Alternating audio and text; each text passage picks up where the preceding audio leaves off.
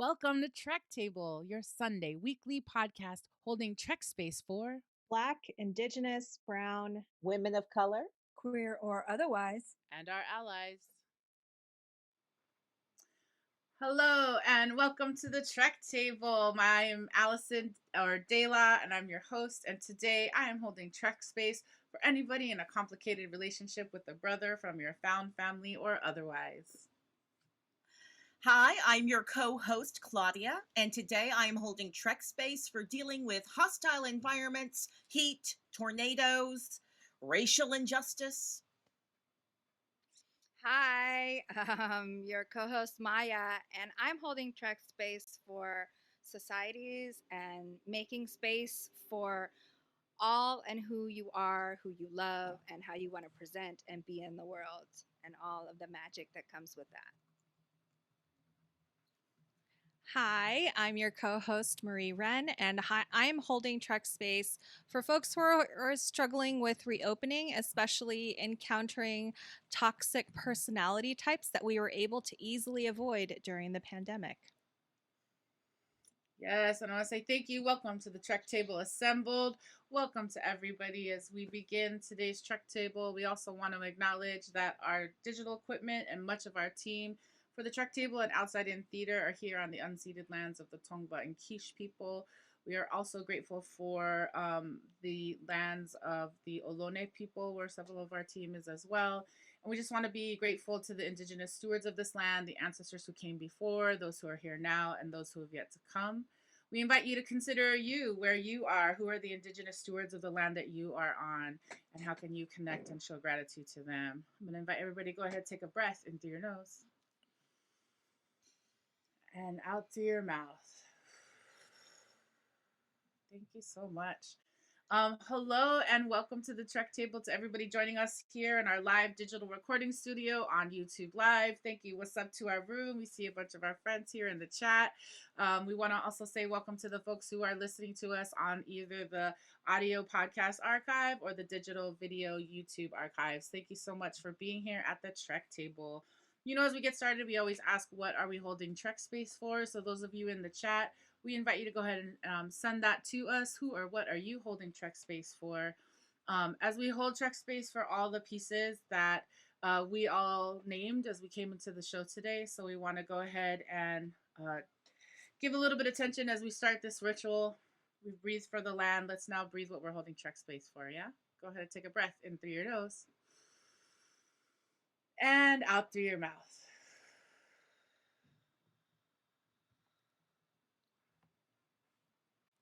Our opening track for this episode is titled Chicana Skies by the band Quetzal off of their album Quetzal. You'll be hearing several tracks by Quetzal throughout this episode of Trek Table.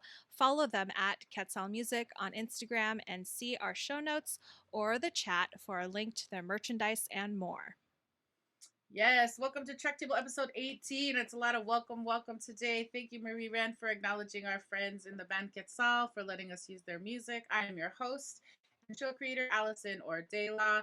We are starting to talk about Star Trek Discovery Season 2. We are so excited. I will acknowledge I love this show. I love this season. I am so excited for this team today who are gathered, those of you in the chat, for us to open up and go through so many wonderful treats and Easter eggs, all the different feels. And I'll just say, I got feelings, not only from that open, which I know we're going to talk about, but to hear Saru call Michael Burnham Commander. It was a very simple thing. He was like, Commander Burnham, join me on my way to the transporter room. And I just got all the clamps about all the things that Michael has experienced in season 1. And I just think about that journey she was on, we were on. And it just meant a lot to have that simple moment of acknowledgement of being seen in her role and where she is now. So I just want to hold space for everybody who joined us for season 1. If you haven't, those things are up in our archives. Please do join us. And, you know, we come to the Trek Table because we want to invite people of different views. So as we head into this musical break, we're going to ask you a question in the chat, or those of you listening. How do you enter Star Trek space as a fan? Are you a newbie? Are you a canon head? Are you from Trekking family? Are you a Trek femme, a Trek zaddy? All the things. We're wondering. Let us know.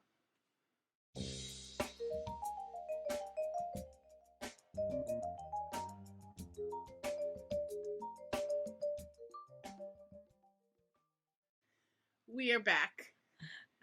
Season 2 of the Trek Table, talking about Star Trek Discovery Season 2, Episode 1, Brother. We're going to do this in a couple of different ways. We're going to ask the little Menehune in the ether to protect us in this internet time so that we can explore this episode through popcorn recap, through Trek Table questions. Marie is here today live, and she has questions for us.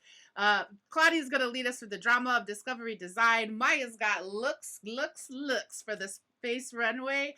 And of course, we're going to try to braid it all together with Thematix and Spoiler Zone. We've got Signal Boost today. Some of our friends are doing amazing things. And of course, our final thoughts and gratitude. We want to say what's up to all of our friends in the chat. What's up to Rob? What's up, Phil? See you, bruh. Thanks, everybody, for being here. We're super excited. We honor that people may be on their own journey of viewing Star Trek Discovery. So during the bulk of the show, we will only discuss things that we can remember that have been unveiled up through Season 2, Episode 1 of Star Trek Discovery. For other insights, including spoilers on all of the seasons, join us in the Spoiler Zone section. Yes. So we're going to check in with this Trek Table assembled today so that we can get down to the business of checking in about this episode. Yes. Trek Table assembled. Can I have you please go ahead, introduce your name, your pronouns, your access check-ins, any visual descriptors you want to give us. And last but not least, how do you identify as a Star Trek fan? Marie-Reine, can I ask you to go first? Yes. Hi, everyone. I am Marie-Reine. I use she, her pronouns. I am Filipinx American woman with about ear length, black hair. I have glasses and I'm wearing a darker lipstick and I'm wearing a lavender top, standing in my room where I work and do Trek Table. And access check-in, I have a little fan going because it's kind of warm. And so for my comfort, I have that going on. And I describe myself as a Star Trek light, but science fiction medium well done kind of fan. Okay, medium well done. Awesome. Welcome to the Trek Table again, Marie-Reine. Maya, can I invite you to check in next? Yes, hello. Welcome, everybody. So happy to be back. I identify as she, her. My access check-in is I identify as disabled and arthritic, but still cute. And would consider myself sort of Star Trek light, Star Trek femme, but heavily sci-fi curious. Yes. Thank you. Welcome, Maya. And Claudia, can I invite you to go ahead and check in this morning? Thank you for this Pike style roll call. I am here for it. This is Claudia checking in. I'm not going to give you what my title is because that's not important according to Pike. Gender pronouns, they, their, she, hers. You can use those interchangeably. Visual description, black woman wearing a disco shirt because I am in uniform, but I'm on the Star Trek Enterprise deck currently. And my access check-in is I got these allergies. And I still also got this muscle disorder, which sometimes make me pull a face. I'm very rarely pulling a face in a Star Trek opinion and generally pulling a face because one of my muscles is pulling me. Other than that, I got my tea Earl Grey hot, so all of my access needs are met. And I would describe myself as generational Star Trek and a poly sci-fi. Awesome. I love it. All the IDs, all the things I'm seeing. I'm seeing folks in the chat identify as a raver who loves the visioning of the future and is a Star Trek newbie. Welcome. Thank you to all of our sci-fi delineations today. I'm appreciating that. That's going to bring it. I'll do my quick check-in. What's up, everybody? I'm Allison or DeLa. I go by she, he, they, or DeLa pronouns. I'm a larger-bodied Filipinx mixed person with a short haircut with a little bit of blue in it, a lot of blue in it. I'm sitting in front of a Filipino malong and a record, a 33-inch vinyl record hanging behind me that is a clock. And I am excited to talk about Star Trek. And I would say I just wrote in the chat that I'm a Trek canon light, kind of queer Trek head. That's how I would identify. But as everybody on the show knows, I love minutia, so sometimes I just can't help it. And I would say I am sci-fi engaging. I don't know that I have any other descriptors. So I want to say thanks to everybody for being here assembled in the video today. Thanks to our folks in the chat. And we're just going to do this final bit of business before we actually start to have our conversations about Star Trek. We want to name the Trek Table Agreements. We want to welcome all who enter, whether you're a newbie or you were raised in a Star Trekking family. Welcome. Let's build this space together. Whether you use Trek Table as your nerdy exploration or even a part as your self-care ritual, Trek Table is a weekly space to put down the world for a second and come into Trek space. This is a space for Black, Brown, Indigenous women of color to be a fan, a geek, a nerd, and explore the vastness of the Star Trek multiverse. Yes, Trek Table is also a place for our allies to come, engage, and explore as well. Thanks to our allies in the chat. See you, feel you. This is an opportunity for allies to hold space and focus on the insights, perspectives, and experiences that you may not be familiar with. And now that we are all here, we remind you that we seek to build an environment of mutual respect and listening.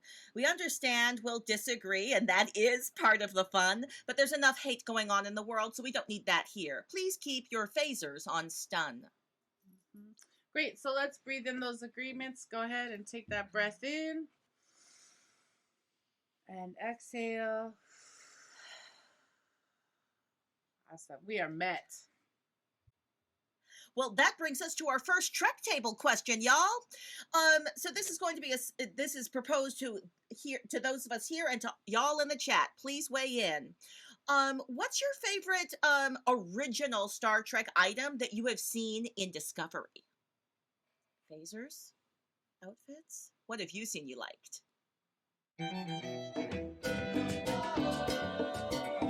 Mira que regresa el maldito.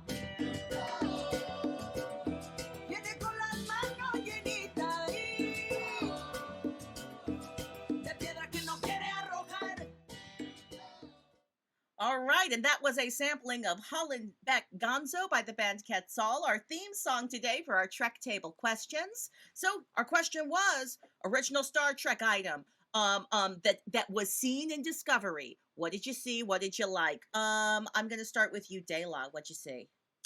I will say it's not in this season yet, but I do appreciate the original. Well, I don't know that I've seen it, but the original comms flip phone looking piece, I do appreciate. We just did season 1 recap, and we discovered that in Mirror Universe it was red, so I'm feeling that today. You know, I'm just appreciating that there are some things from the original that have been brought back that we can actually enjoy. Maya, did you see anything you're like, oh, I'm glad they brought that back? You know, there's several things, but one they keep doing really slight mini references to Tribbles. Here for it. We got the baby Tribble joke from Tilly, and I was like, yes. And also, I've watched that short track about Tribbles and the guy who's like trying to reproduce them for, I don't know, for a food substance or something. It's nasty. It's so nasty. Yeah. Oh, that's amazing. Yes. You know, I would have never thought that I wanted more Tribbles, but they are hilarious and cute. Marie, how about you? I would say seeing the colors of the TOS uniforms, that really kind of brings it all to me, and just like, oh my gosh, that is there, and we are here, and so yeah. 100%, Marie. You and I are on the exact same page. That was my answer. Red shirts. I like red shirts. They cute. I think that it says something. These are the new uniforms because they're cute. They got colors. They got style. I'm glad they're bringing back some of that old school style. I am loving it. Well, that was our first Trek Table question. They will get more complicated and exciting, but that was our first Trek Table question. Awesome. And if you are having a great time, don't forget to like and subscribe to this Outside In YouTube channel here. Or if you're listening on the audio podcast, you can find it at youtube.com/outsideintheater.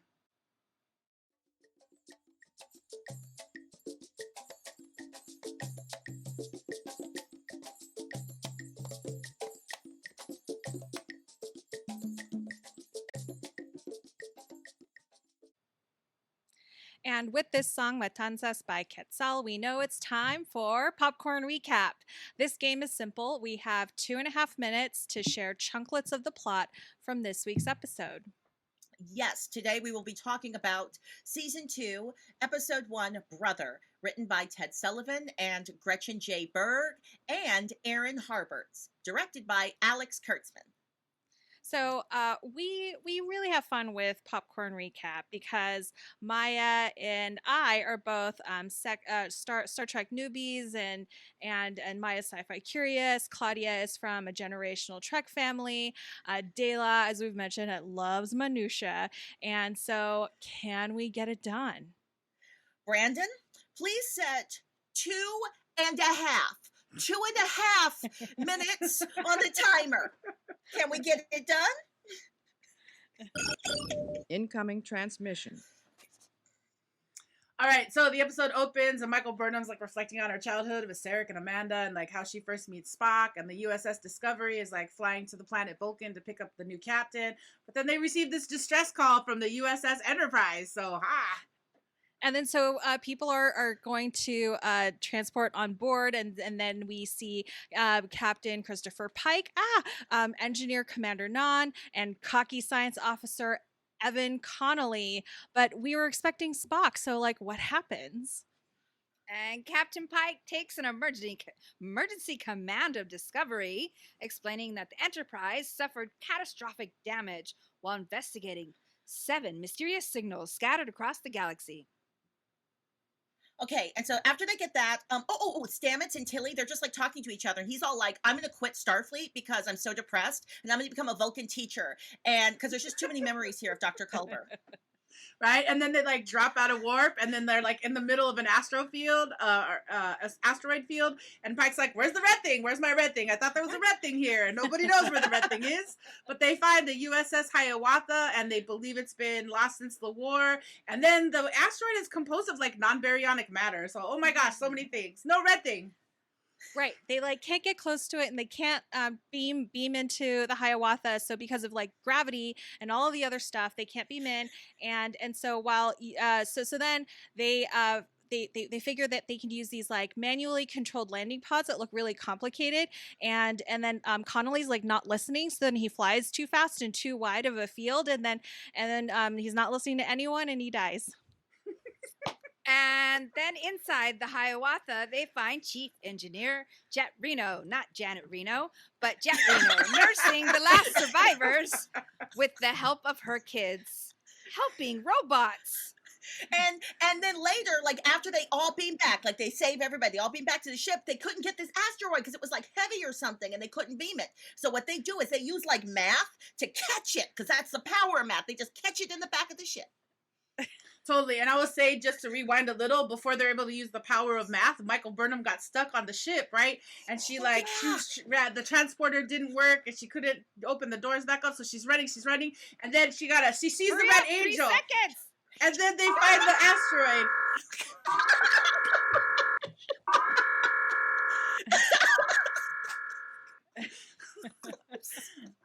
We're doing so good.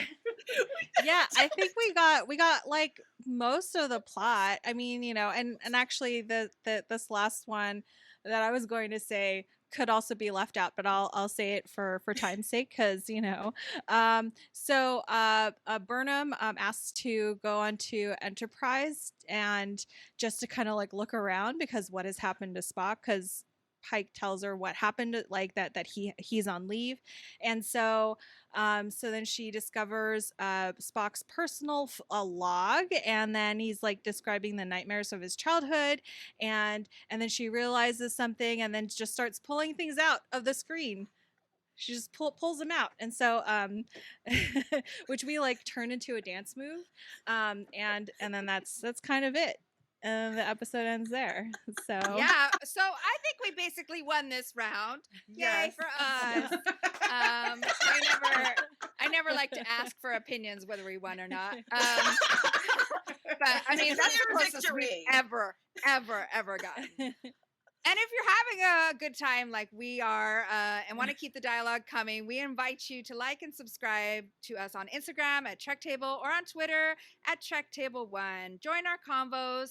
Put those hashtags. It helps to find things like hashtag Trek Table, hashtag BIWOC Trek, hashtag Star Trek Discovery. Marie has questions. What does this mean? Marie has questions. What's happening? She did what? She's from where? She killed who? Welcome to Marie Has Questions. We want in this section we want to model that that it is okay to ask questions, especially for a Star Trek light person like me with a topic as big as Star Trek. So I have my friends here, DeLa and Claudia, to answer as many questions as I have in 2 minutes. So timer is set and go. Incoming transmission. Okay, so is it already established that Captain Pike is generally a cool guy, an overall good captain, or is he like a proto Captain Kirk? Ooh, interesting. Ooh. Okay, so I'm going to do a little canon-headed thing here. So this is head canon, but I am assuming that in this universe, all of the people on Discovery are familiar with the Enterprise, that we've been told the Enterprise is this great ship. It was so far away, which is the only reason it wasn't involved in all this drama. It was so far away. But it's like the coolest ship. It's the ship that all the cool people are on. So I think Pike is liked. What do you think, DeLa? I do think Pike is liked. I think we also see a little bit of the frazzle of how Pike is tired of Connolly when they first enter, and Burnham is like, "Oh, like a magnet." And he's like, all the words that had to die, Connolly. So, yeah, I actually think that Pike is a prototype for a new white cis hetero straight man ally in power, but we'll see this season. Interesting. And I would guess that Kirk totally was biding his style. Yeah, it seems very proto Captain Kirk, like I said, and I was just like, okay, cool. And then yeah. Okay, I'm wasting our time. I'm so sorry. I know you have another question, but I just want to give you the background, right? So, original Star Trek, the very first episode, Pike was supposed to be the main captain. We weren't ever supposed to have a Kirk, but somebody didn't like Pike, and then we got a Kirk. Okay, keep going. Okay. So then, and I know we're going to talk about this, but the kind of like hologram that Stamets uses to see this message from Culber, like what kind of hologram is it? Because it's like 2D, but it's also like very large, and it's very different than the Captain Georgiou will message to Burnham in season 1. I'm going to honor that we're going to talk about that in design today. I think there's a longer answer than we can give, unless I have a short response. Can I break the rules? Can I give an answer? I don't know. Is it okay? I'll say it while it's still making it sound. Actually, it's fine.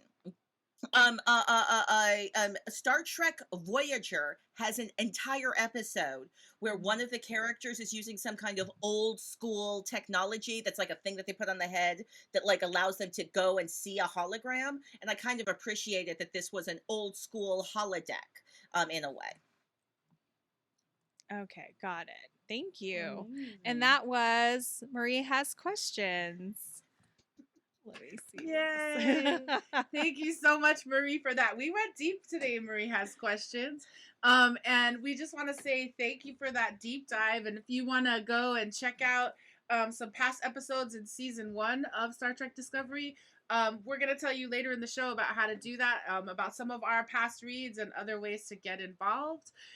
If you are enjoying Marie Has Questions and you want to be there when we first reveal whether we're going to have that segment or what the Trek Table questions are, we're going to encourage you to go to our website and sign up for the Trek Table podcast newsletter, where you'll get sneak peeks at the Trek Table questions, all the fun things we're doing this season. Big announcements are coming, and so we're so excited. So find us there at trektablepodcast.com.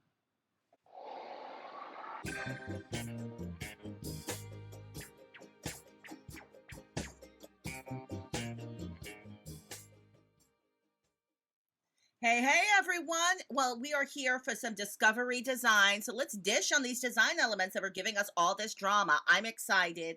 Okay, we started off with some visuals that I have never seen before in all of my Star Trekking. And I've been Star Trekking for a while, y'all. What did you think about these cool, kind of old school graphics of the moon and Jupiter and all of that. I loved it. Can I jump in? Please go ahead. I love that they used the first 3 words of space, the final frontier, and then the monologue changed. And I love the visuals of this. I love the design of this and the feeling that we are in a different time and yet things are familiar or not. And I don't know, Claudia, if you had a reaction to like the way that story happened. Yeah, this feels like in some ways, like I know this is season 2, but this feels like not like a reboot, but like you could have fully missed season 1 and start with season 2 and you'll be fine. And it's like it's not only a reboot, it's not a reboot, but it's a grounding in what Discovery is, a universe that is reaching to the past and going all the way to the future, and Black women are inside of it writing the script. I loved it. Also, I feel like did it become like a short track? Wasn't there a short track there was like a cartoon of her hearing that story? All right, y'all, we're just shouting out the short tracks a whole bunch. Let me move us along though. What about the title? Because like this is another thing. Like we had that gorgeous opening, but what even the title sequence has changed this season? Did y'all notice that? I just noticed that it's trying to give us clues about what the whole season is about. There's a difference in there. There's definitely an attention to the spacesuit. So, I'm always trying to. Sometimes I have time to pay closer attention to like, what's that? What's that? But mostly I was just that it was different from last season. So if we were in spoiler zone, I might add some stuff. Like I would just say, if you're coming into this season, watch that title sequence. There are clues. And if you already know, enjoy the spoilers. I will say I like the reconstructing imagery that's happening, the deconstructing, because I feel like that's what they're having to do constantly in this season, in the show in general, but particularly this season because of where we hit in the overall Star Trek timeline. So I think I'm realizing I should never bring up the title sequence for the first episode. If we're going to talk about it, we have to talk about it at the very end of the season because it's low-key a blueprint. I think that it has clues about every single episode and it's chock full of spoilers if you know how to decode it. So for those of you who like to screen cap and like do that kind of stuff, there's all layers of enjoyment with this show. For real. Could I ask? Okay, I'm going to move us along. You stop me. It's just we had a lot of elements. Could I just ask? I love the cherry blossoms falling. I was struck by it, but I was also like, that's very distinct imagery. It means something. And I was just hoping folks could reflect on that and any of the stuff that was inspired by those design choices. I'll jump in on that one. And so I remember that DeLa was mentioning how, it feels very Asian, and I think also looking into the home of Sarek and Amanda and Spock, it's just like very, dare I say feng shui, and like just like just reads as very like kind of generically East Asian, which cherry blossoms also feels just I'm looking at this image of like a minimalist room where Spock is sitting, which like that's a playroom. Is that a playroom? Playrooms usually have like toys all over the floor and like things that need to be put away, and there's just like I see like 4 toys. Are they even toys? But they're probably like science toys, right? And so and just in terms of how Spock has always read very Asian to us, just kind of growing up. Maybe for me, it's the repression of feelings part of Spock that has read very Asian to me. So, DeLa, do you want to add anything that I've missed? Yeah, I am so struck by the fact that Spock has always been read as Asian. Even though George Takei and Sulu is there on the bridge, I felt like we get some stuff about, and like, the repressed feelings, the logic, like all these systems to follow, the rigor at which Vulcans try to achieve their Vulcanness just feels, very Asian to me. And seeing this whole design, I was just like, wow, here we are. And so I can't wait to... There's spoilers on things to say that I cannot say. Ooh. But yes, having feels and all the littles. Y'all, every time I talk to y'all, you blow my mind because I was like, they have cherry blossom trees on Vulcan. Like, I wasn't thinking about what were the design choices that they were making in the 1960s to make these aliens? And I think you're absolutely accurate. I'm going to have to go back to some of my tomes of like Star Trek history to see if there's any clues in there because I'm curious if these were distinct choices that designers were making in the 60s that Discovery is now just making more explicit and more legible. But I'm loving it, and I'm loving your read. Have some spoilers, I'm not sure, but it might have some spoilers for season 3, so I recognize that this is dangerous territory. These Jet Reno, her kids, Jet Reno's kids, are those the dot 22s? Are those I'm confused about robots, y'all. Star Trek robots? Like, Star Trek never had robots before, and now they got robots. Can you help me out? What is up with Jet's robots? When I saw them, they reminded me of there was robots that were changing the whole ship when they were entering the mirror universe. Like, they went so hardcore with that, not only the outfits and the medals and everything, but they like redesigned the outside of the ship so that they couldn't be, revealed as actually being from a different timeline. So I remember those robots, but so she didn't invent them, I don't think, but they are, she is super handy. So we're back. We were holding. I was making up a song as we were holding until we had sound. I feel very proud of that. Welcome back, Maya. Thank you so much for giving me clarity on those robots, because I was like, I'm already excited about Jet Reno and the robots. Low key, I would be down for a spin-off where it's just Jet Reno and the robots having adventures in space. Just giving you ideas, CBS, Paramount. You can have those for free. I'm giving those away to you. Can I ask y'all? I have one more design question. I know I had a lot. I actually had 2 more design things, actually. Okay, real quick. The alien who had a cold. Linus. First, Linus's character design. Come on, with the eyes that were blinking and stuff. So I just wanted to know if there were any other reflections on that moment. Linus looks great. Like, I agree. I'm just like, I just can't stop. I could not stop staring at Linus. And then and then also I know this is that season 2 happened a while ago, but it's like, Linus, if you're not feeling well, stay in your room and don't spread anything. If there's something that we've learned in the last year and a half, like, cover your face, wear a mask, why didn't Linus have a mask? Linus should have had a mask. You're so real. That's so right. And can I just say, shouts out to that actor. I have to look up their name, but if you watch that scene, he does all kinds of physical gesticulation to be like, oh, he's got eyelids blinking. So like, that sneeze is coming, and he is building it. While we're like, I was like, oh, the first several times I watched this, I'm watching Saru and Pike and Burnham. But this whole last week, I've just been watching Linus like just all the gesture. That's really gross to hear over and over. I'm so sorry. I'm so sorry. I had to watch. I did rewind that scene. I thought it was so funny, and I was like, "Thank you, Star Trek, for that." But Marie, you just triggered for me.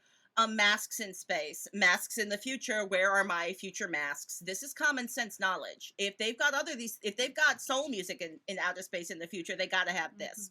All right, here's my last question. Holograms. This episode had a whole bunch of holograms. I want to know if we could talk about the different flavors of holograms we experienced. Did y'all see some holograms you found interesting? The floor is open. Yeah, Stamets. I just felt like he was checking like old messages, some sort of hologram. Like, he had a little dot that connects to his temple and could see within his eye, like a video messages from his dearly departed partner Stamets. So yeah, he was listening to old messages in my mess. That's why my voicemail is always full, because I have old messages saved there, but not from any past lovers. But yeah, So he's keeping all those, and that's yeah. I mean, but I don't know what the technology is. Is it related to other hologram type technology? Had we seen that? You mentioned whether we had seen that before. It did not look safe at all, though. He looked like he was fully in his own world and should not be playing with that toy while he's in space with other people. Tilly was a good friend. Tilly's good and supportive. It was just like, I'm not going to acknowledge that you're fully like that. You're not well. What other holograms did we see that was cool? I really love Burnham reading the Alice in Wonderland book and then having all the candles, and then Daddy Sarek comes knocking on the door, and it's like she blows it out, and from this single blow, like the hologram actually changes. So that was really, I was like, from romantical to practical, and just it also made me see how Vulcans, like Sarek's always in blue light, he's always cold. So, and Amanda in this episode, I think, is often in warmer light all the time. So it just made me understand that relationship at a tech level too. I am deeply in love with the way the way lighting can help me understand story. You just help me understand that scene, some lighting, did some storytelling. I gotta say that last the baby Spock's holograms where he was like, oh yeah, I'm just gonna make like an awesome snake in the air with my I'm the one that was like, this is a hologram dance. This is like this is my new dance. I'm putting holograms in the air. Woo! This is what I'm gonna do at the club from now on. I'm just gonna be like, holograms. This is a gift from me to you, audience. You can now do the hologram dance with Spock. Yeah. Any reflections on Spock's holograms of the past or the present? I also just appreciate that it's like an Etch-a-Sketch. I think in our prep convo, Brandon, our tech, is doing amazing. It's like, it's the Spock Etch-a-Sketch. And when, Burnham breaks into the quarters, which I guess she doesn't break in, but it's still there. He has the same Etch-a-Sketch. So there were system upgrades. Like Spock, he's next level. Look at him. He's like, he got his hands in the air. He's kind of waving them around to greet his new foster sister with a serpent of a hologram. Wow. Lots of things going on in this episode. Amazing. Well, as we head into our next announcement and our musical break, I will give our Trek table, but I feel like that brings us to the end of Discovery Designs. Thanks everybody for dishing on these awesome design elements.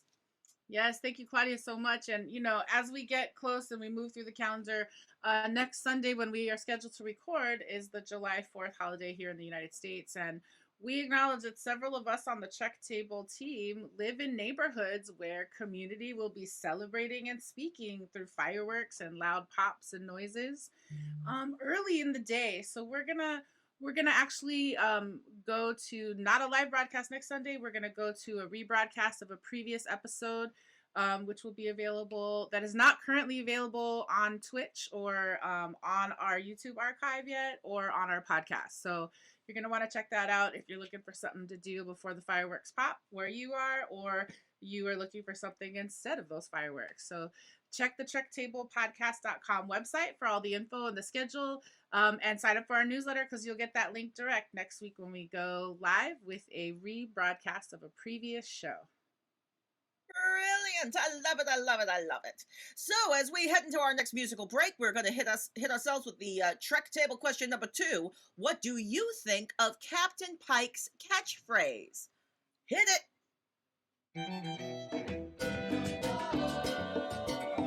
Mira que regresa el maldito. Viene con las manos llenitas de piedra que no quiere arrojar. Welcome back, everyone. So, we're reflecting on Captain Pike. This is our first experience of Captain Pike, and Captain Pike says something. Now, what does Picard say? Picard says, "Engage, engage." Right. So Pike says, "Hit it." What do we think about "hit it"? Do we have some opinions on this catchphrase? DeLa? Oh, I love it. All the swag. I'm here for it. I love I could do all the things. The eyelid, the shoulder on the chair. Yeah. Yes, I am in favor of it. Yes. Okay, Maya, what are you thinking about Captain Pike's Hit It? You know, he seems like a real straight shooter, and this is the way he talks. It seems real on brand for him. Marie? Yeah, it seems very cool guy. You know, I think that was one of the things that I picked up on with Captain Pike. Like he's a cool captain. Not like your other Yeah. captains. He's a cool captain. Yes, It's so Mean Girls true. reference. Oh, Yes. was that a Mean Girls reference? Yes, Ooh. But cool That went mom. over I'm my not a head. regular mom. I'm a cool mom. Yes. Yes. All right. Well, I gotta say, I'm now gonna start saying hit it. I might integrate that into some of my bits here on the show. So let me just check and see if any of our audience had strong opinions. All right, no, we don't have any audience members that are like pro or con. Hit it. So I am going to move us to our next section. Where because it is now so that was are the end of Trek Table question number 2. DeLa, hit it. Yeah, it doesn't Thank really work you. for me. I have to find my own. Yes, I believe you're going to find your own. And I just want to say, if you're enjoying us, you can like and subscribe here on the Outside In YouTube channel. You can also like and subscribe on our separate Trek Table YouTube channel. And you can follow us on Instagram at Trek Table. So yes, we want to share out with you all the latest highlights of videos and more. So thank you for that. And now is that time in our ritual where we invite everyone to move around in your seats and screens because it's time for our Trek Table dance break for Space Runway. Hit it. Yeah. Some of the eye-catching looks from function and fashion in the 23rd century.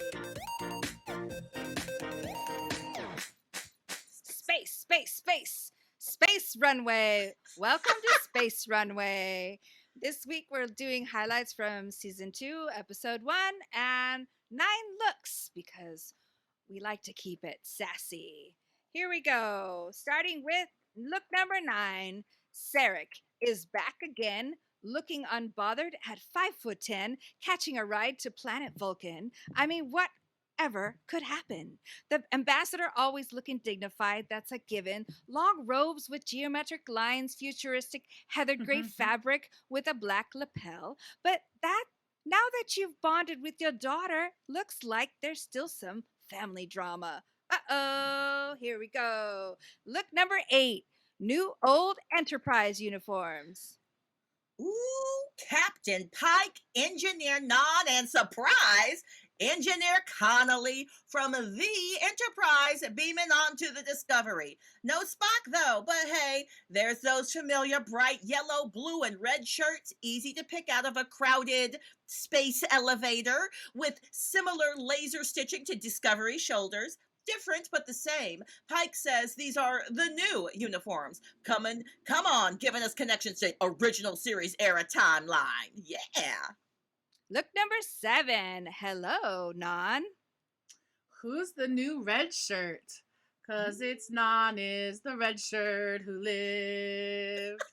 I just am so excited. She breaks the chain and lives to the end of the away mission. Good job, Non.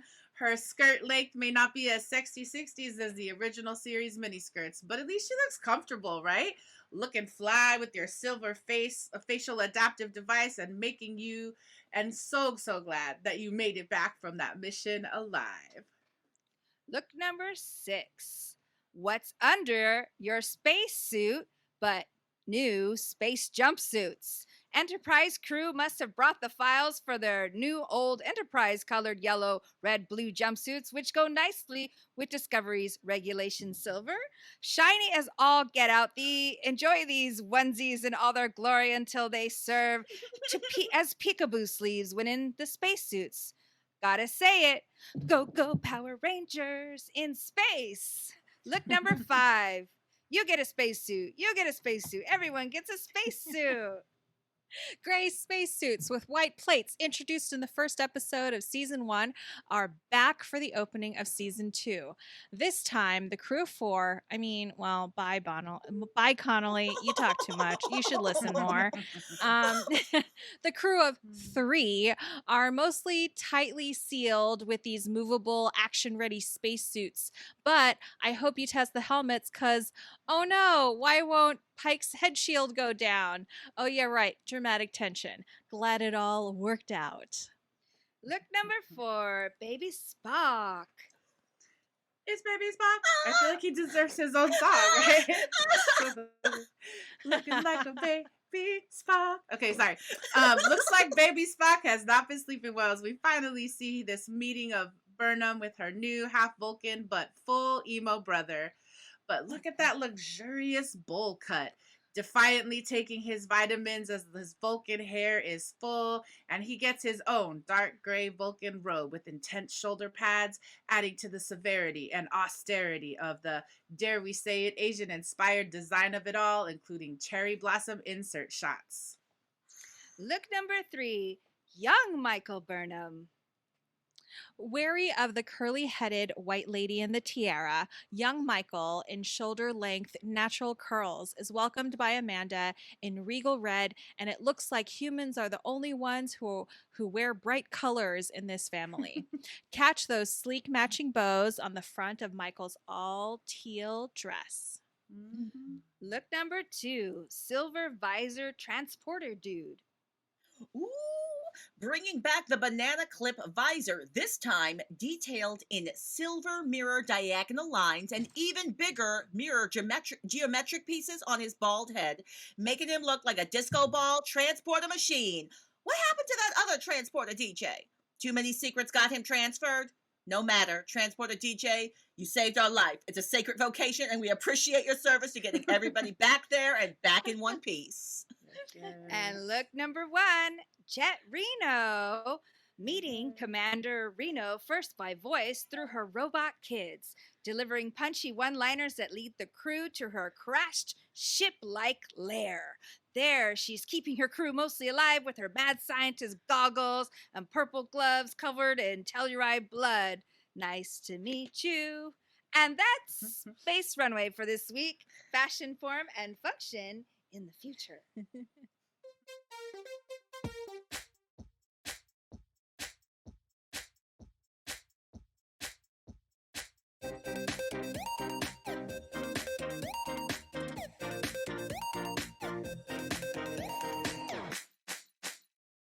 And welcome back to Thematix at this episode 18 of the Trek Table. We're so excited to come and braid it all together. We've heard Marie's questions. We've gotten into some of the drama of design. Maya just gave us all the looks of the week. So we want to invite folks for some of this final round of reflection. Topic number 1. We've talked a lot about Pike and the new uniforms, which are the old uniforms, what we know of TOS. We're in a lot of Trek nostalgia. There's a bunch of new canon. It feels like writers and producers are, stitching a lot of stuff together. And so I just want to kind of open it up and say, how are we feeling about this stitchery? How are you feeling about the combination of like the original series pilot, which is where Pike is coming from? I know, Claudia, you were sharing some of that info earlier. What's our impression? How are we feeling about Pike, the new vibe, the new steez, top of this episode, top of this season, even season 2, episode 1? Well, you know me, I'm a canon head, right? So I have low-key always kind of desired a Captain Pike story or show. So I was actually really excited and fell in love immediately. Like he's such a good leader. He's all vulnerable, but he'll be like, oh yeah, just look at my resume. You can see all of my stuff. I'm here for you. And apologizes when he messes up. I like him. Mm-hmm. Marie, Maya, cute Yeah. Mm-hmm. I like him too. I think for me when he seemed to win me over was when he acknowledged the Lorca in the room, essentially, where he's like, hey, I know you're all like not not so eager to have me take over on such quick notice. But I read about Lorca and what he did to your crew, and so it's this is I'm a different person. That is not me. And so I really love that he acknowledged that, and then also the fact that he played with Tilly on the pinky thing, and like and then like like he was ow, just kind of like in terms of like being able to actually make jokes and have some and bring some levity to the series and to the crew itself. Yeah, I love that we're getting this new energy, this new prototype, and that he did, as you said, Marie, he acknowledged the Lorca in the room. And I really appreciated that and felt like that's what we needed. That's what we needed to see and have happen. I'll share this. I Mhm. believe that the captain sets the tone. So the captain sets the tone for the entire bridge, and we got. I've never seen the bridge crew looking so comfortable. I was like, I wanted to hang out. This was the first time I wanted to hang out with the Discovery. Last season, that looked real stressful. That was not fun. That was not a good atmosphere. I'm down for this. I would hang out with them. Totally. I would so hang out with them. And I do love how Pike was able to set up his ready room and ask Burnham that question about where are the chairs. He seems like a guy who really just wants to take a seat, talk to you one on one. And that Lorca, he was like, no, I don't want us to be communicating too much. So, he's changing things. I don't know how long he's going to be there, but he's just like, hey guys, I'm a cool captain. We can sit, rest, take a break, because we got things to do. Yes. I do want to say though, Pike is like super emo when it comes to like his feels about sitting out the war. And we had that whole moment where he's like, and Burnham's like, sir, if you let me finish, I have a solution. And so just to acknowledge he's the cool guy, but we're seeing like really amazing phrase in his veneer too. So, I mean, in addition to laying out Pike and the connection to USS Enterprise, the show directly puts us in the path of, and then so let's address the Spock in the room as well, which is the fact that Spock is not in the room. And we get this amazing set of things where we're building what we know about Sarek and Burnham's found family. We see more Amanda. We see the literal moment that Spock and Burnham met. So I just want to open it up and Maya, maybe invite you to go first if that's okay. What's your favorite moment around this found family stuff? I know we talked in design about the Asian design of baby Spock, but other thoughts about Burnham's found family?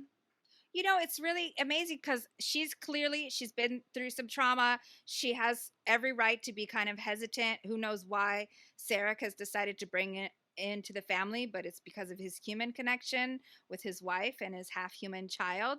And then it's so shocking when Spock like looks her dead in the eye and just slams the door in her face. So we're like, wow, only child, is this like the only child? Do Vulcans only have one child? Is he just like he's not used to sharing his toys? Like I mean, she can have her own Etch a Sketch, but she's been through a lot, so be nice. But I mean, I think it seems like that's on brand for Spock in a sense, like dealing with repressed emotions, but having them. I mean, we all have them in there somewhere, and he especially does because he is, and being half something doesn't necessarily make you all of that. But yes, that's sort of the journey, right? The human journey on Star Trek of figuring out how to be human and how to be and how to relate to other non-humans, right? Or things and people that are not of our own world. So that is Spock seems to embody that being of. Being other and related to us. One thing that I find really interesting is actually seeing Amanda and Michael have that moment of reading Alice in Wonderland, and the fact that Burnham has kept that copy of Alice in Wonderland, and so so it got me thinking about like Amanda and Burnham being humans in a Vulcan world, and then what does that mean like immigration wise? Like, do they identify as immigrants, and maybe this situation of having to be outsiders in a world that maybe doesn't completely get them, and that but that they get each other, and and what that, and what is that connection. So So Maya, you made a comment that reminded me that I believe you're completely accurate when you're saying that Spock's an only child and all Vulcans are only children unless they're having twins, because they have the pon farr once every, like, what is it, once every 7 years or something. So they only do it.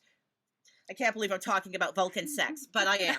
So so this is a thing with the Vulcans. Their biology is something where they only mate once every 7 years or something, and it's super intense. And like there's like an entire thing where there's a fight scene. Original series. Anyway, I am assuming that this is why all Vulcans are kind of jerky, because they just have never had to learn those kind of dynamics that you have to learn when you have siblings. I think you found something out. So that is my reflection on that. And I would also like to add that I loved that her new family, Saru caught her vibe immediately, and was, that felt really like familial. It felt like a brother being like, "Hey, I can see like you're like." It felt like a familiar brother kind of a thing, as Saru was commenting on, "I can tell that you're having feelings about Spock." Ditto. And I just feel like pon farr. Na, na, na. I want to just sing them songs whenever they have this 7-year cycle of sex. And what was playing in my head was reproduction. Baby, Getting grease give too. it to me now. Oh my God, there's a pon farr in there. I love it. All right, so I know there's so much more for us to talk about. Yeah, that's what it's called, right? Pon farr. So yeah, I love that we go these places when we get into Thematix. All right, so we want to keep moving. I just want to say thank you and shout outs and love to our audience who stuck with us through some of the comms issues we've been having today. We're going into a new section of Thematix, inspired by a little bit by Captain Pike's roll call. I was inspired. I was grateful to see us meet the crew of the Discovery, meet Burnham's found family in a different way. We got to meet the bridge crew this way. And so there were just moments in this episode where I felt like, I had a moment of softness around a character and a choice they made or something they did, a line that they said. So I wanted to kind of just do a really quick around the roll call for us here at the Trek table, and a character and a moment that you identified this week in our prep that we wanted to share with the audience. So I'll go first. My moment was in the elevator. I know we were talking about the alien sneeze and Linus, and definitely he should wear a mask. He should not report to work if he is if it's that intense. But I will say what I loved about that scene is when they entered the elevator, there's Linus and they all peel around him, and Burnham enters last, and she looks at Linus and she's like, "Oh, are you okay?"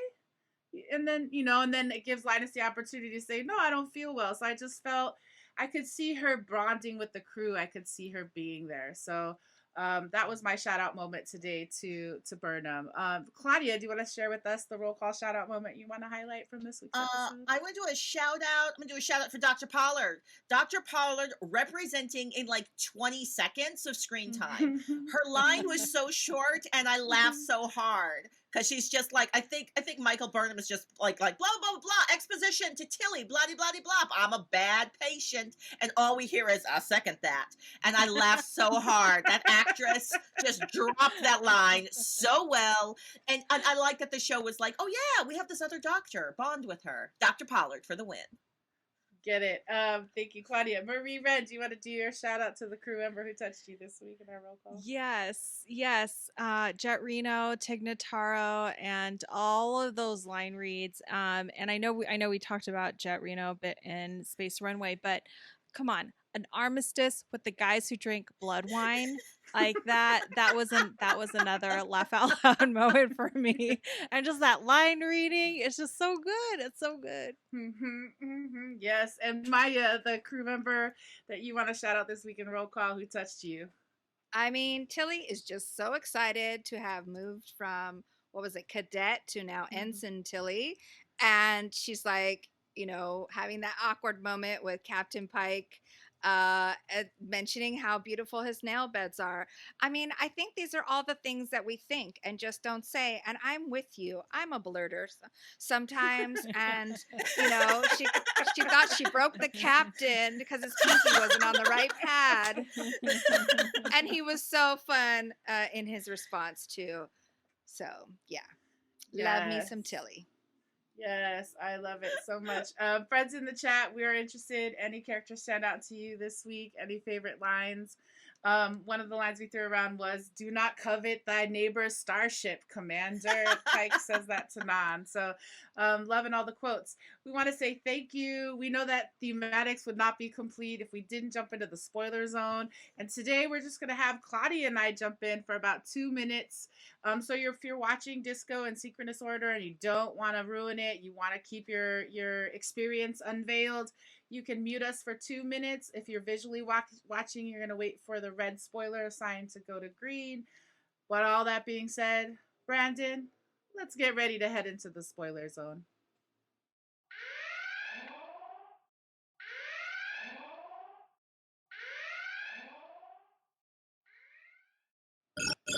Incoming transmission.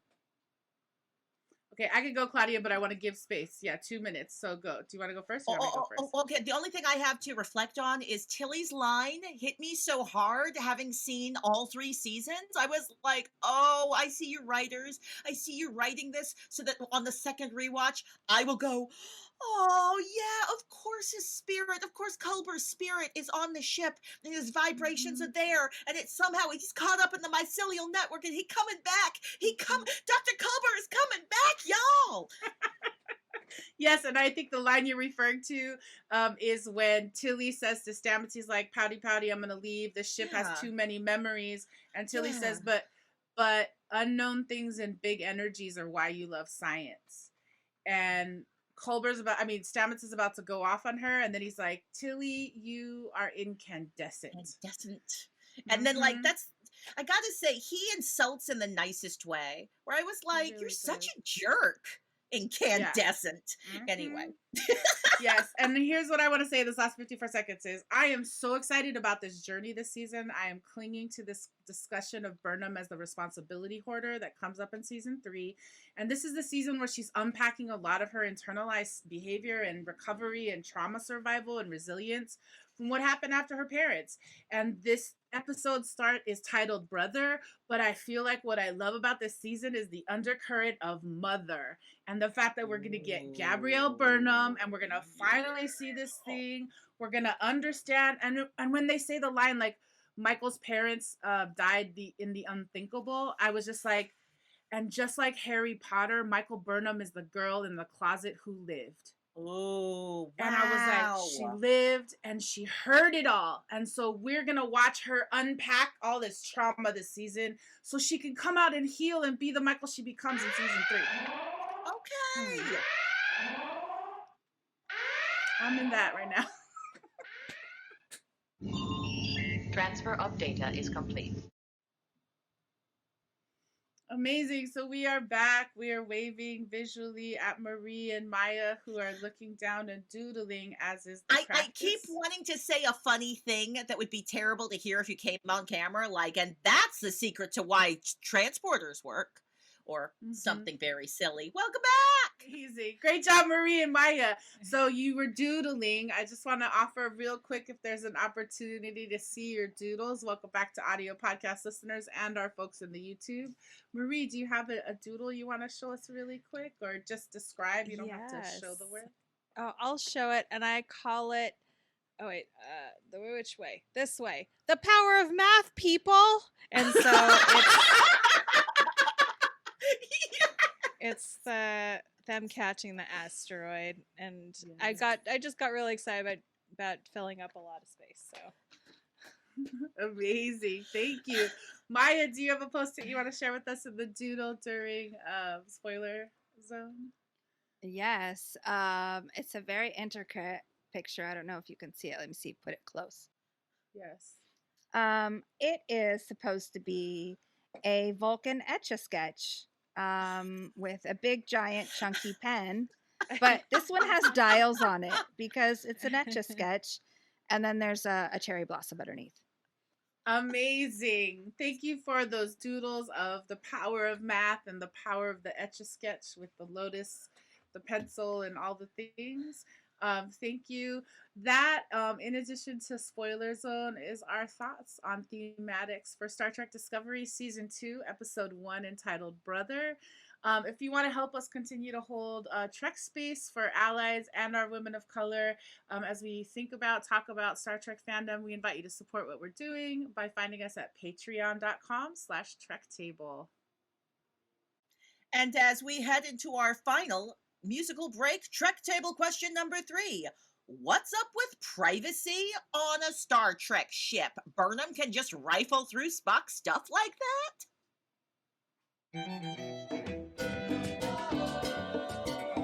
Mira que regresa el maldito. Viene con las manos llenitas de piedra que no quiere arrojar. All right, well, we're back, and I am still confused and upset. What's up with privacy on Star Trek? Burnham can just rifle through Spock's stuff like that? What is up with that? Maya, like what do you think about this? Well, because his password is heavy bangs, and she knew that. She's known that since she was a child, and she just, they just sort of brushed over the plot points because they needed to get to it. They needed to get to the next point, but she knew his password. That's what I'm thinking.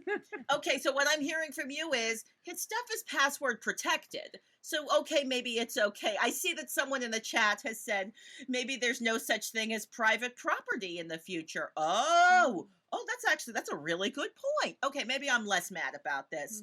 DeLa, what do you think? I would say that I think that he leaves the file undone because it's like he's going away, so I think he wanted it to be found, but that doesn't excuse the privacy breach. So I just want to, I don't know, like I feel like he wanted it to be found, and I would agree she probably knows his password from childhood because it's the same Etch-a-Sketch. Marie, do you have any reflections on this? Because I'm still not quite sure if I am okay with if you're in Starfleet, anybody can go through your stuff like that. Right. Like, personally, I'm not okay, but I'm also seeing what Satterfield H has to say, that at the end of the day, it's like a military ship. If they own you, nothing is private. And yeah, I mean, that's kind of what I was thinking, that, Starfleet is a military operation, and they are essentially, they all have ranks, like they're all officers, and so your space is Starfleet's space, and that there isn't really anything that's super private. So yeah, but also get better passwords, Spock. Oh, yes.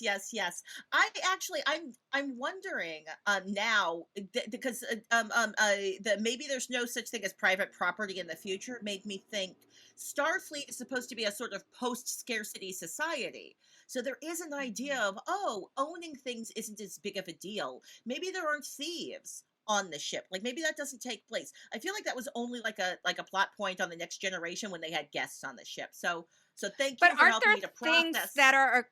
Aren't there things that are encrypted though? That's a different thing. Is that happens in Star Trek, right? Like encryptions you've helped me and the like.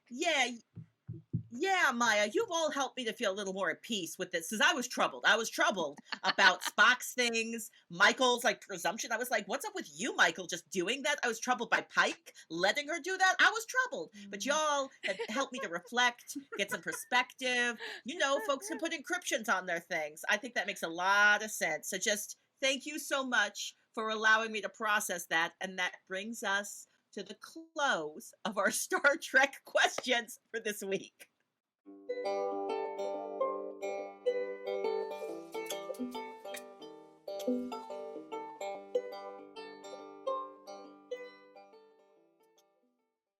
Yeah, so we want to appreciate all of the folks who are in the background digitally clicking to make things happen. Say thank you to our audience and to our co-hosts with really great energy and love about it. Thank you all. We just gather every Sunday because we want to hold space for Black, Indigenous, Brown women of color. And we want to share resources that amplify and highlight the work of these women of color content creators, community builders, and world shapers. So today we have three things we want to do on a signal boost. Claudia, can I ask you to go first and tell us what our first signal boost is today? Are you looking to close out your Intersection Pride Month?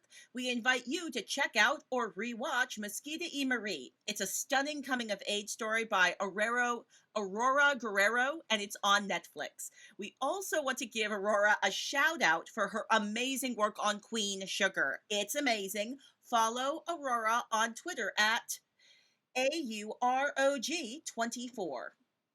Yes, super excited. We here at the Trek Table also want to connect all the intersectional prideness and celebrate Indigenous Pride LA, that is celebrating the Two-Spirit, Indigiqueer, and Indigenous LGBTQPAI people. They've just announced when Indigenous Pride will be this October, so you can follow them and learn more at Indigenous Pride LA on Instagram. And be sure to check out Electra, adapted from Euripides by, I want to make sure I get this right, Adrienne Kennedy, and directed by Trek Tables and Calling Up Justices, Claudia Alec. Euripides' 2,500-year-old play comes to vivid life with Adrienne Kennedy's poetic language, dynamic digital design, and the equitable aesthetics of access and anti-racism. The play reminds us that we are Clytemnestra, we are Chorus, we are Electra. You can watch Electra at the Women's Theater Festival, an all-virtual play festival scheduled for 3 weekends in July, from July 9th through the 25th, 2021. Tickets to all are available now, and we will drop a link in the chat and in our episode notes. Yes, and if you have a woman of color content creator that you want to help us amplify and put out there, please send us a DM at Trek Table on Instagram or at Trek Table 1 on Twitter. You can also join our mailing list and reach out to us directly that way. And that is our signal boost for Trek Table episode number 18.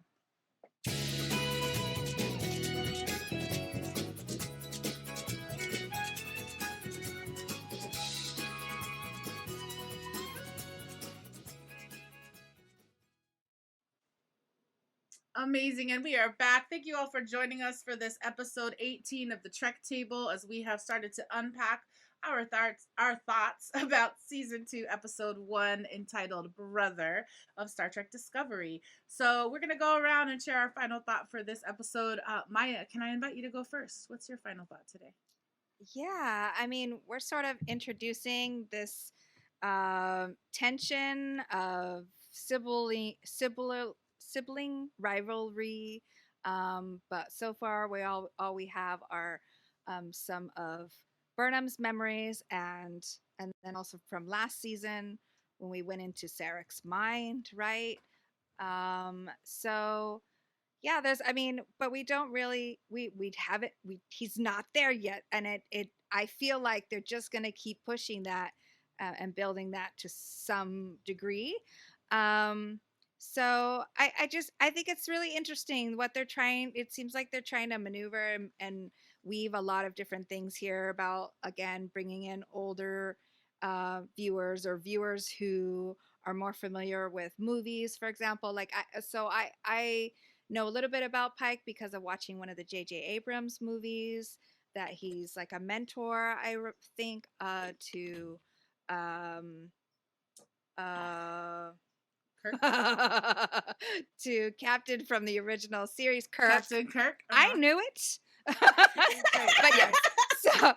But yeah, it's like we had a perfectly good Captain Saru, so I guess it's just not his time yet.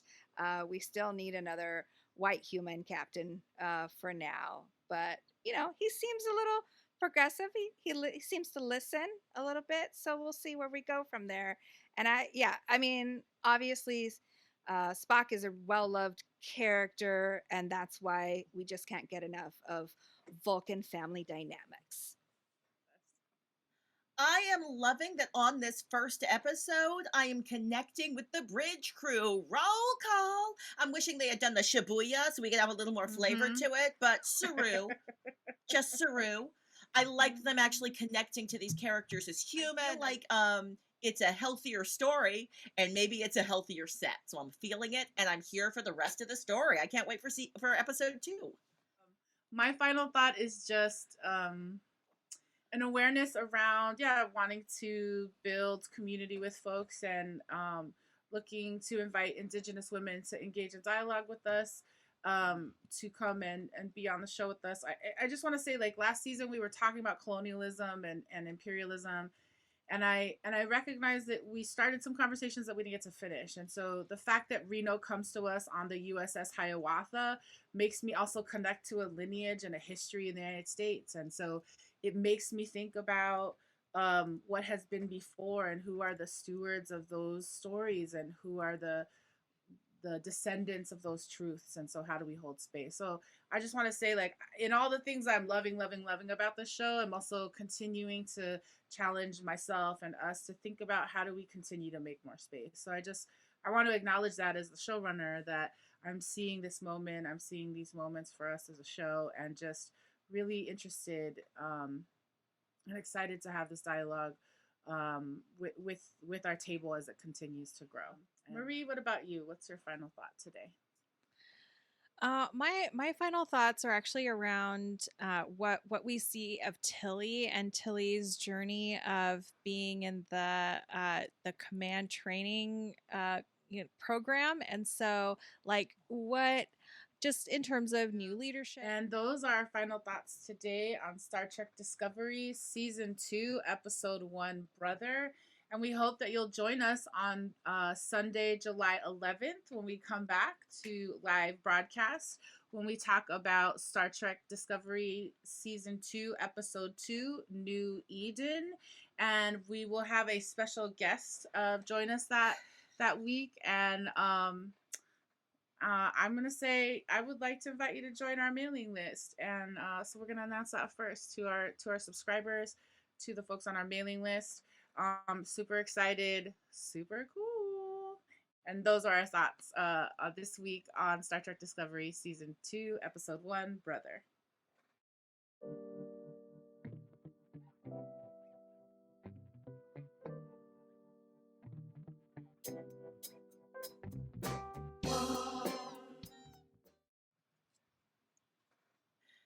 Thank you all for joining us at the Trek Table. Get first look at the Trek Table questions, inside scoops, and more when you sign up for our mailing list at www.trektablepodcast.com. And you can find our Trek Table podcast on iTunes, Spotify, Google Podcasts, and wherever you get your podcasts. Yes, and you can like and subscribe to this channel so that you get more Trek Table in your algorithms. Thank you so much for liking and subscribing. Especially liking and subscribing to us on Instagram or Facebook at Trek Table and on Twitter at Trek Table 1. Join our conversations there and please comment using hashtags Trek Table, hashtag BIWOC Trek, and hashtag Star Trek Discovery.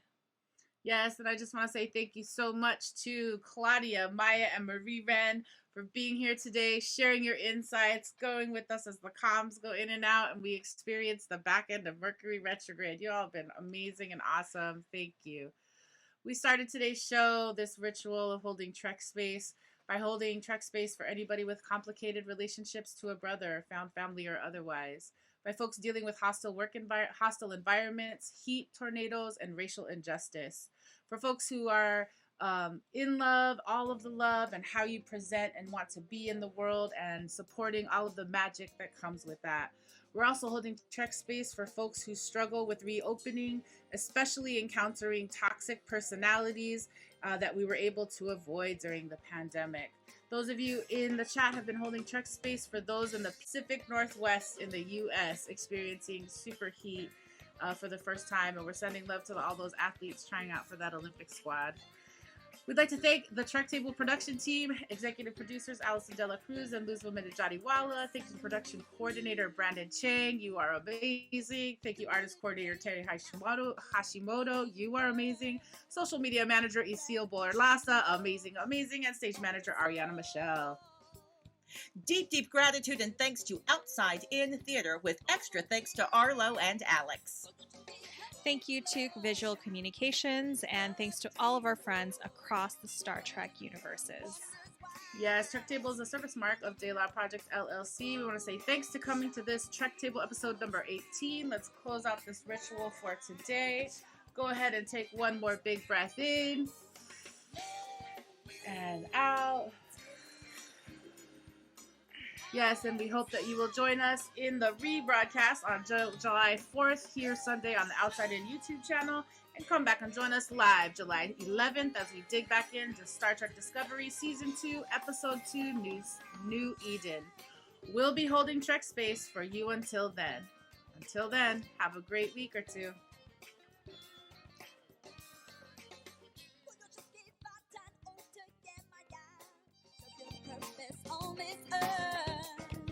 Fill my life with emotion. 6 and 6 and